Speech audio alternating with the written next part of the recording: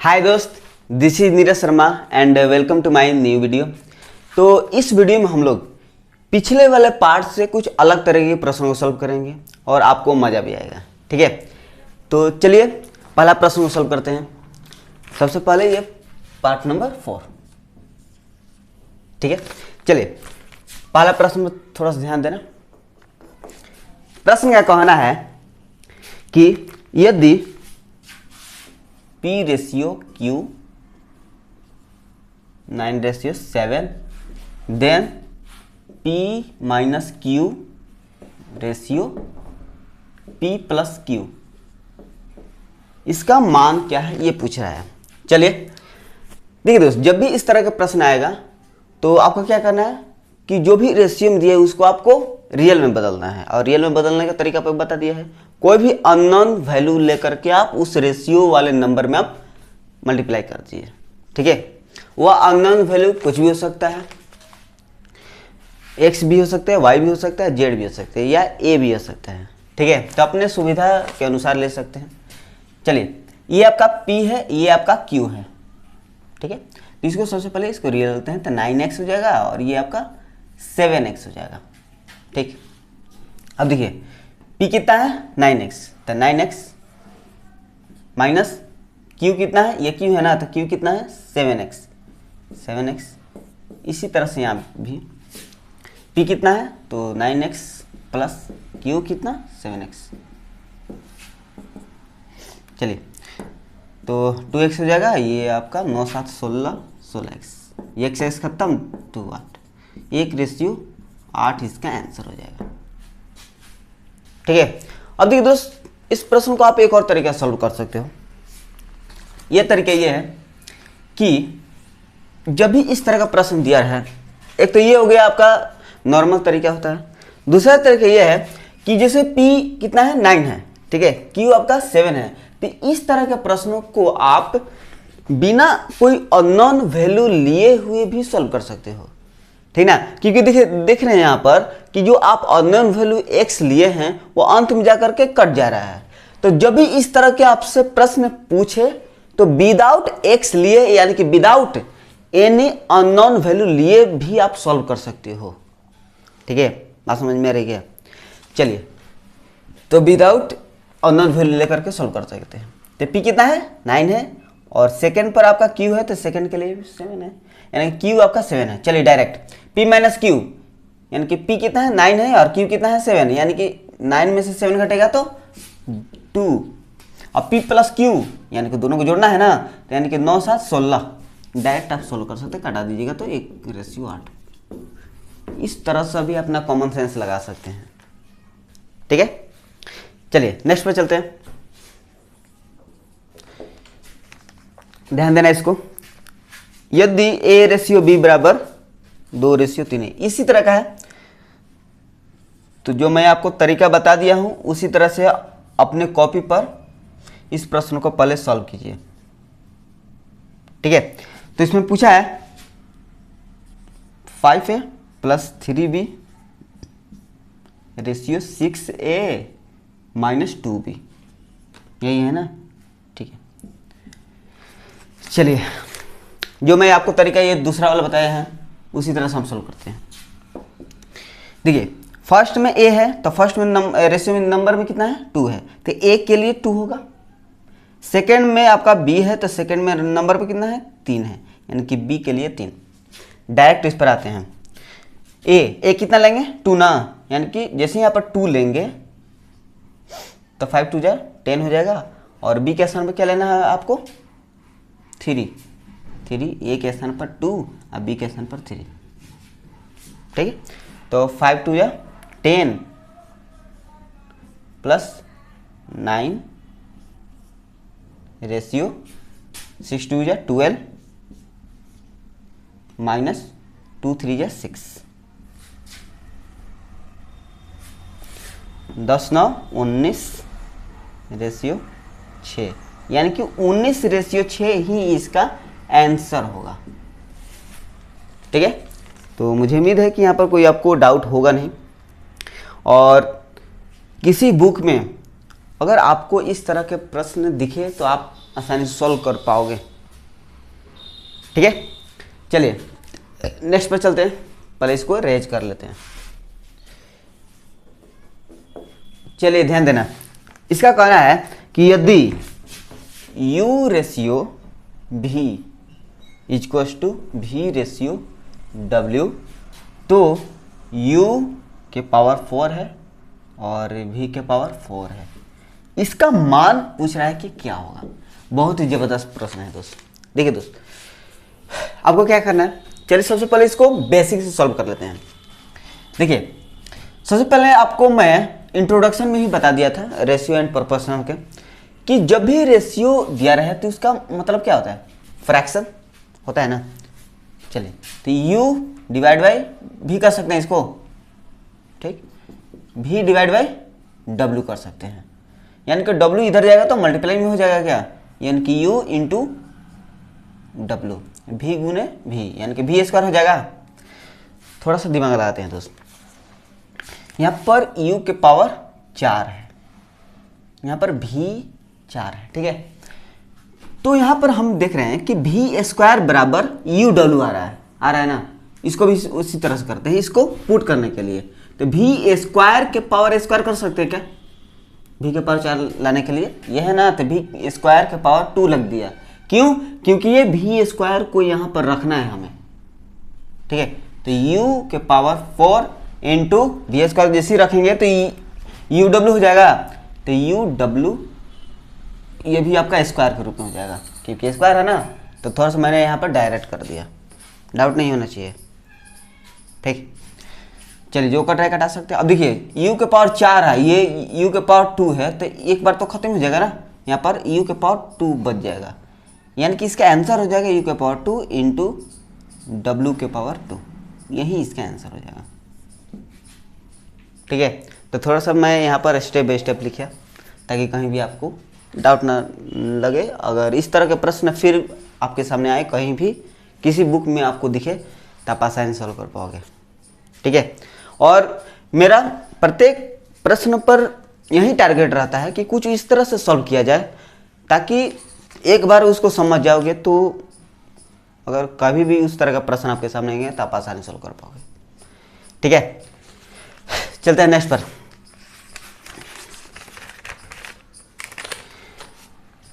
चलिए इसका कहना है कि यदि A ratio B equals to 5 ratio 8, ठीक, और C रेशियो B, थोड़ा सा याद रखते हैं, B इक्वल्स टू 4 रेशियो 3। आपसे पूछ दिया है कि A ratio B ratio C, यानी कि A ratio B ratio C के वैल्यू क्या हो गई ये आपको बताना है। चलिए बहुत ही ऐसे प्रश्न है। सबसे पहले देख लेते हैं कि इसमें क्या दिया है।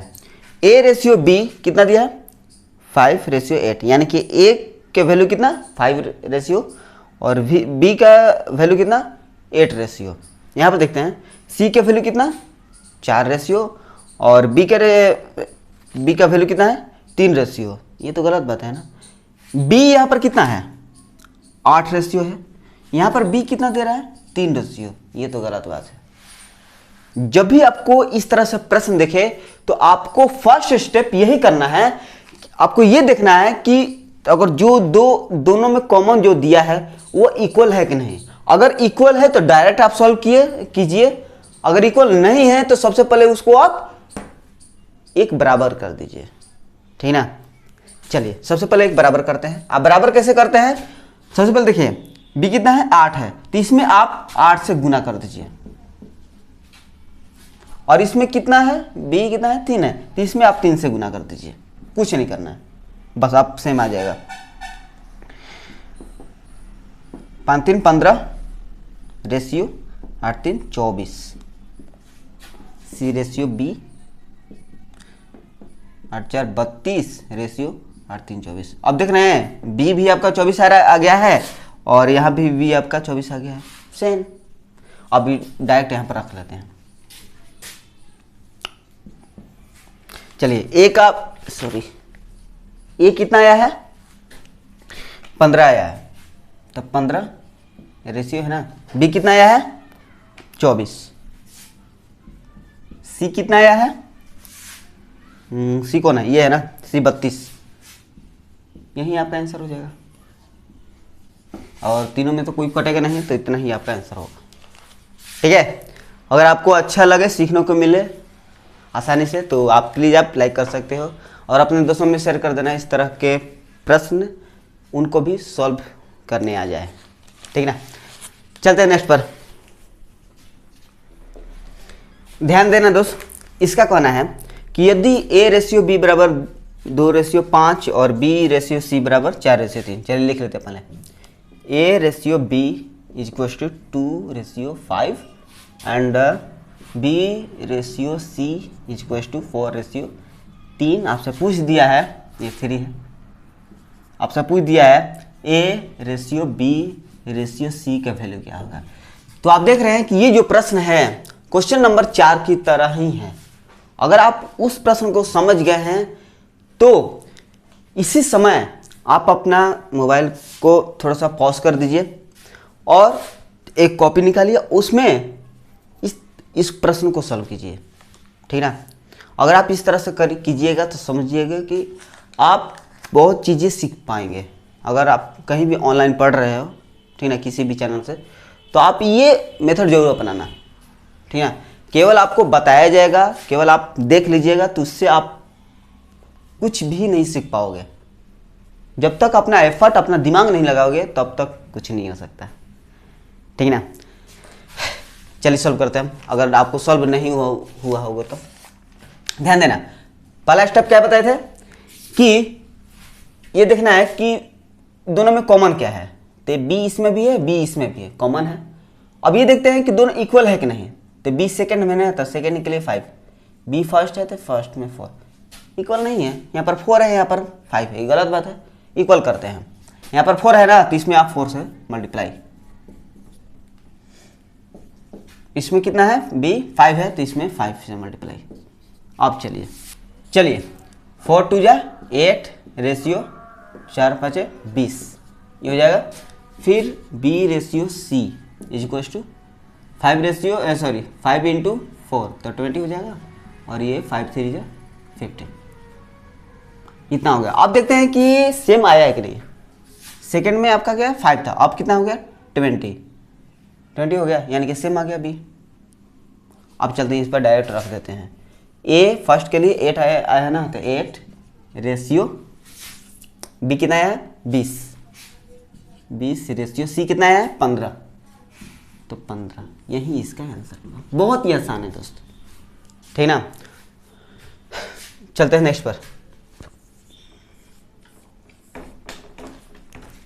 ध्यान देना, कह रहा है यदि 3a बराबर 4b बराबर 5c। चलिए लिख लेते इसको। 3a बराबर 4b is equal to 5c, तो a ratio b ratio c का मान बता दीजिए। बहुत ही अच्छी प्रश्न है दोस्त। अभी तो आपको लग रहा हो कि ये थोड़ा सा लॉन्ग होगा, लेकिन कुछ लॉन्ग नहीं है। मेथड समझिएगा तो इस तरह के हजारों प्रश्न आप आसानी से सॉल्व कर पाओगे, ठीक ना। छापना मत, ध्यान देना। देखिए दोस्त, जब भी इस तरह का इक्वल के रूप में प्रश्न आए तो आपका क्या कीजिएगा, तो सबसे पहले तो आपको रेशियो निकालना पड़ेगा, नहीं ना। चलते हम डायरेक्ट कैसे रेशियो निकाल लेते हैं, उसको थोड़ा सीखते हैं। देखिए, हमें ए का पहले चाहिए, इसके बाद बी का चाहिए, इसके बाद सी के चाहिए, यही ना हमें रेशियो चाहिए। देखते हैं कैसे। ए का अगर आपको निकालना है, ध्यान देना, अगर ए को आपको निकालना है तो ए वाले को, ए जितना भी है ना, इसको आप ढक लीजिए, ढक लिए। अब आपको कौन सा नंबर दिख रहा है, 4 दिख रहा है और 5 दिख रहा है ना। अभी दोनों को मल्टीप्लाई कर दीजिए, यानी कि 4 5 जा 20 हो गया, ए का हो गया ये। अब आते हैं बी का निकालना है ना, तो बी यहां पर है, तो इसको आप ढक लीजिए। अब आपको क्या क्या दिख रहा है, 5 दिख रहा है और 3 दिख रहा है, यही ना नंबर दिख रहा है, यानी कि 5 3 जा 15 रेशियो। अब यहाँ इसको देखिए, सी का निकालना है ना, सी को ढक लीजिए। अब क्या दिख रहा है आपको 4 3, ये दिख रहा है ना, यानी कि 4 3 जा 12, डायरेक्ट आपका आंसर आ जाएगा। यहाँ भी लिख लेते हैं 20:15:12। कहाँ डिफिकल्ट है, ठीक है। चलिए नेक्स्ट पे चलते हैं। इसको सबसे पहले रेज कर लेते हैं। ध्यान देना दोस्त, इसका कहना है यदि 5a = 13b = 7c है तो a/b/c का मान ज्ञात करें। यह प्रश्न पिछले वाले प्रश्न की तरह है, तो यह प्रश्न अपने आप से सॉल्व करें, ठीक ना। केवल छपने से आपका कभी भी ग्रो नहीं हो पाएगा, कभी भी सीख नहीं पाओगे जब तक अपना दिमाग नहीं लगाओगे तो, ठीक है। ये मैं बार बार पॉइंट बोल रहा हूं क्योंकि ये बहुत ही इंपॉर्टेंट बातें हैं, ठीक ना। अपने दिमाग में बैठा कर रखिए इस बात को। चलिए पहले सॉल्व कर लेते हैं, अगर आपको सॉल्व नहीं हो रहा होगा तो। 5a = 13b = 7c। तो a/b/c का वैल्यू पूछा है आपसे। जो मैं आपको तरीका बताया था उसी तरीके से आपको सॉल्व करना है। जब भी आपसे को रेशियो पूछे तो क्या करना है, ए का निकालना है ना। पहले लिख लेते इसको, ए का निकालना है तो ए को ढक कर लीजिए। आपको क्या दिख रहा है, 13 दिख रहा है, 7 दिख रहा है। 13 7 91 होता है ना, मल्टीप्लाई करते हैं तो। अब आपको बी की निकालना है तो बी को ढक लीजिए। आपको क्या दिख रहा है, 5 दिख रहा है, 7 दिख रहा है, यानी कि 7 5 35। अब आपको सी दिख रहा है, सी का निकालना है ना, सी को ढक लीजिए। अब क्या दिख रहा है, 13 दिख रहा है, 5 दिख रहा है, 35 × 65। यही इसका आंसर हो जाएगा। बहुत ही आसान है। चलते हैं नेक्स्ट पर। जरा ध्यान देना है इस प्रश्न पर, क्वेश्चन नंबर 8 पर। कह रहा है यदि 3p = 2q = 3r। तो आपसे पूछ दिया है कि p/q/r के वैल्यू क्या होगा, इसका मान बताना है आपको। उसी मेथड से जो मैं इस मेथड सॉल्व किया है ना, उसी मेथड से हम लोग सॉल्व करेंगे। देखिए कैसे। सबसे पहले तो आपको क्या निकालना है, p और q का रेशियो निकाल लेते हैं। तो p क्या कैसे निकलेगा, कैसे निकलेगा। तो p को ढक लीजिए। आपको क्या दिख रहा है, यहाँ पर मत दिखिएगा, इसमें क्यों दिखिएगा, क्योंकि ये दो अलग अलग है। p क्या निकालना है ना, तो p को हम ढक लेते हैं। आपको क्या दिख रहा है, केवल 2 ही दिख रहा है ना, तो 2 का 2 ही लिख दे दीजिए बस। अब आपको देखिए, तो आपको q के निकालना है तो q वाले को ढक लीजिए। आपको क्या दिख रहा है, 3 दिख रहा है, तो 3 लिख लेते हैं, बस हो गया। p और q का रेशियो निकल गया। अब इसमें से आप निकालते हैं q और r का रेशियो। तो अब अगर इसमें आप q निकाल रहे हैं तो इसमें ही ना ढकना पड़ेगा, इसमें मत ढकिएगा, गलत हो जाएगा। देखिए q को निकाल रहे हैं ना, q को ढक लीजिए। क्या दिख रहा है, 3 दिख रहा है, 3। अब r का निकालने जा रहे हैं तो r को ढक दीजिए, तो आपको 2 दिखेगा, तो 2 बस। अब यहां पर p/q/r की वैल्यू निकालने से पहले अब आपको ध्यान देना है कि इन दोनों में कॉमन क्या है। तो कॉमन तो q है ना। अब देखते हैं q दोनों सेम है कि नहीं, ठीक है। तो q यहां पर 3 है और यहां भी q आपका 3 है, यहां तो सेम है। लेकिन कुछ करने की जरूरत नहीं है, डायरेक्ट यहां पर रख लेते हैं, क्योंकि ऑलरेडी पहले से ही सेम दिया गया है प्रश्न में। 2/q कितना 3, r कितना 2, यही इसका आंसर हो जाएगा। बहुत ही आसान था ये क्वेश्चन, ठीक है। चलते हैं नेक्स्ट पर, क्वेश्चन नंबर 9 पर। सबसे पहले इसको रेज कर लेते हैं ताकि कुछ जगह मिल जाए सॉल्व करने के लिए। चलिए दोस्त, ये प्रश्न भी पिछले प्रश्न की तरह है, तो अपने आप से ही सॉल्व करेंगे। दिया है प्रश्न ये 2a = 3b = 2c। तो a/b/c का वैल्यू पूछा है, यही पूछा है। चलिए a और b के निकालते हैं। पहले a b के निकालने के लिए क्या करेंगे, इसको ढक लेंगे तो आपका 3 दिख रहा है।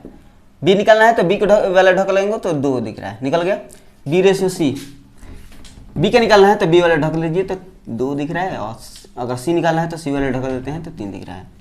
अब देखते हैं कि b भी 2, b भी यहाँ पर 2 है, सेम है ऑलरेडी, यहाँ से सेम है तो डायरेक्ट लिख लेते हैं। a कितना 3, b कितना 2 और c कितना 3।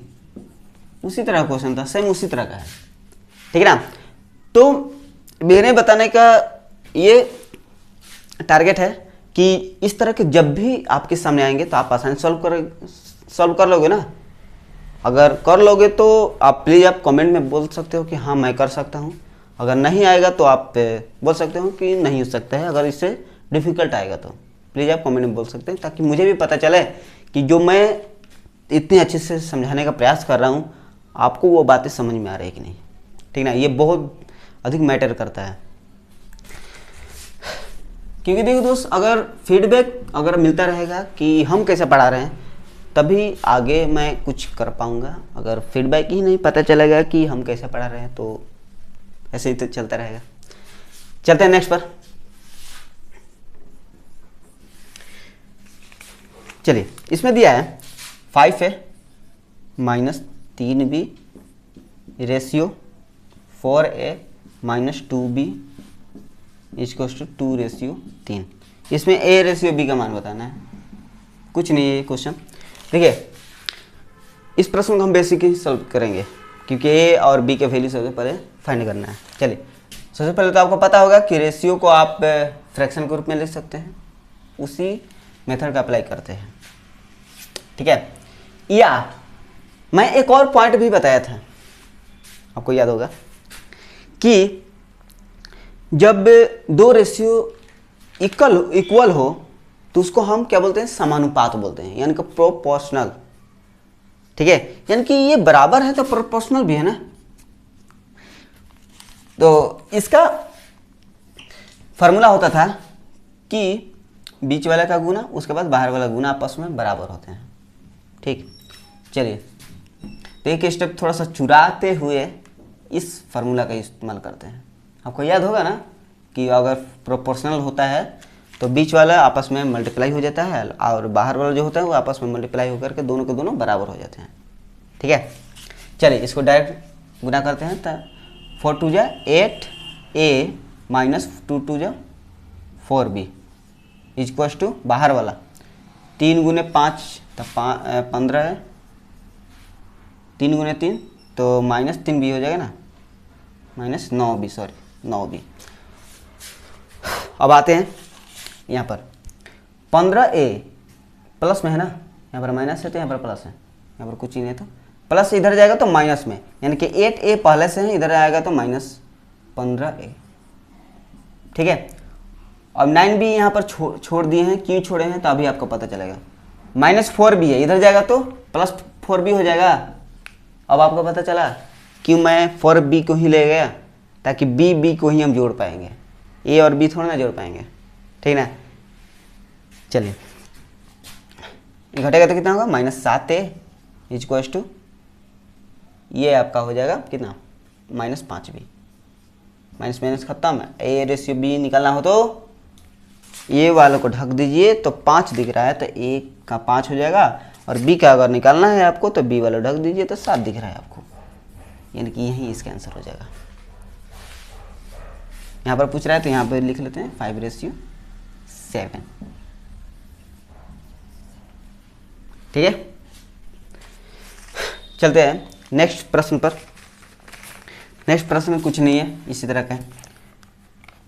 चलिए, प्रश्न को सबसे पहले समझते हैं। कह रहा है यदि P का 4/7 भाग Q के 12/14 भाग के बराबर है तो P रेशियो Q क्या है, ठीक है।